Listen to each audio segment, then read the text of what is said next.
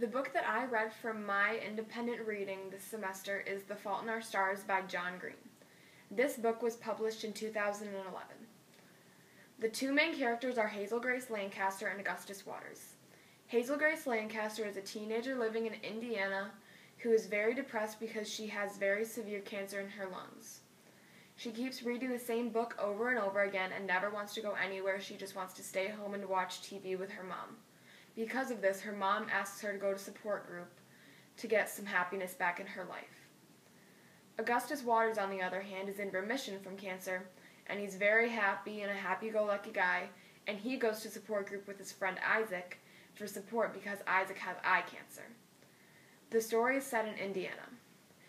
One day at support group, Hazel and Augustus both go, and they don't know each other at this point, and they see each other across the room, and their eyes meet, and they start winking at each other, and they establish an immediate connection.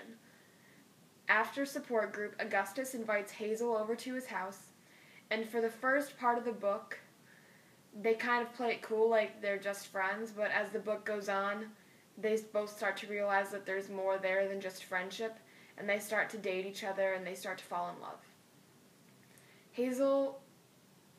Augustus does many nice things for Hazel. He makes her picnics in the park, and he even gave her his wish to go to Amsterdam to meet her favorite author, Peter Van Houten, who wrote her favorite book, An Imperial Affliction.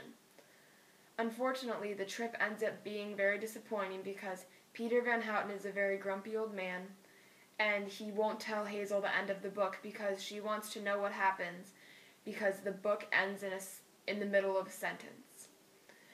The trip ends up even getting worse because Augustus has to tell Hazel that his cancer is back and spreading quicker than ever. His health from this point slowly declines, and he ends up passing away. Some themes of this book include love, courage, and hope.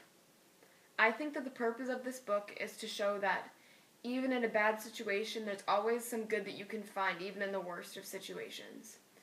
This is really expressed in the quote from Hazel from Augustus's rehearsal funeral because he requested to see it before he passed away because at this point he knew that there was no way that he was going to get better.